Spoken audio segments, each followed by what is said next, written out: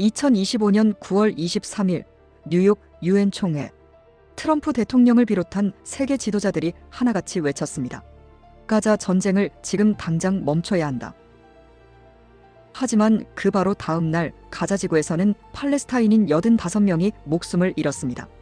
평화를 말한 자리와 전쟁터의 현실은 하루 만에 정반대로 흘러간 것입니다.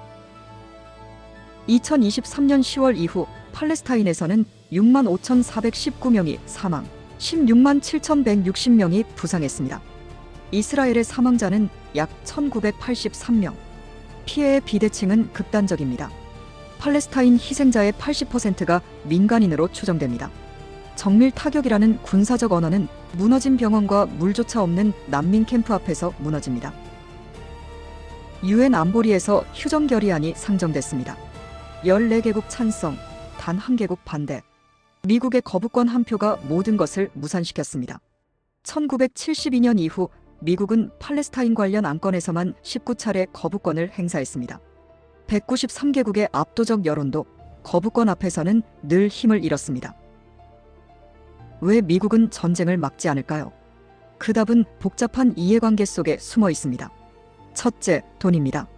미국은 2016년 체결한 10년 약정에 따라 매년 38억 달러, 약 5조 원의 군사 지원을 이스라엘에 제공합니다. 하지만 이는 어디까지나 기본 지원일 뿐입니다. 전쟁이 격화된 2023년 이후 미국은 추가 예산과 긴급병기 이전, 무기 판매 계약을 통해 이미 수십억 달러 규모의 지원을 더했습니다. 예를 들어 전쟁 발발 이후 승인된 긴급 군사 지원액만 170억 달러 이상으로 추산됩니다. 즉 실제 지원 규모는 연 38억 달러라는 숫자를 훨씬 뛰어넘습니다. 둘째, 정치입니다. 워싱턴에는 AIPAC 같은 유대인 로비 단체와 복음주의 기독교 세력이 막강한 영향력을 행사합니다. 선거를 앞둔 정치인에게는 결코 무시할 수 없는 힘입니다. 셋째, 전략입니다. 이스라엘은 중동에서 미국이 영향력을 유지하는 핵심 거점, 그리고 이란, 러시아, 중국을 견제하는 전략적 카드입니다. 결국 전쟁은 단순한 갈등이 아니라 돈 정치 전략이 맞물린 시스템 속에서 유지되는 것입니다. 유엔은 왜 무력할까요? 이유는 구조적입니다. 거부권은 평화의 장치가 아니라 강대국 특권을 지키는 도구가 되어 왔습니다. 이란과 시리아 지도자들은 즉각 휴전을 요구했습니다.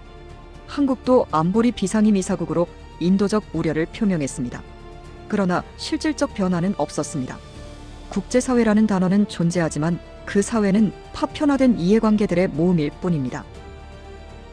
우리가 절대 잊지 말아야 할 것은 85명이라는 하루의 숫자 뒤에 존재하는 개별적 삶입니다. 학교에 가던 아이, 환자를 돌보던 의사, 그리고 가족을 부양하던 부모. 그들의 이름과 이야기는 통계 속에 묻혀버렸습니다. 국제법은 집단 처벌과 점령 불법성을 논의하지만 법의 언어는 상실을 번역하지 못합니다. 전쟁의 가장 잔혹한 얼굴은 바로 이 애도되지 못한 죽음입니다. 85명이라는 하루의 기록, 14대 1이라는 표결, 수만 명의 누적 사망자. 이 모든 숫자가 보여주는 진실은 단 하나. 국제 질서는 평화보다 권력에 의해 지배된다는 사실입니다. 이제 질문은 달라져야 합니다. 누가 옳은가가 아니라 무엇이 이 현실을 바꿀 수 있는가? 여러분은 어떻게 생각하십니까?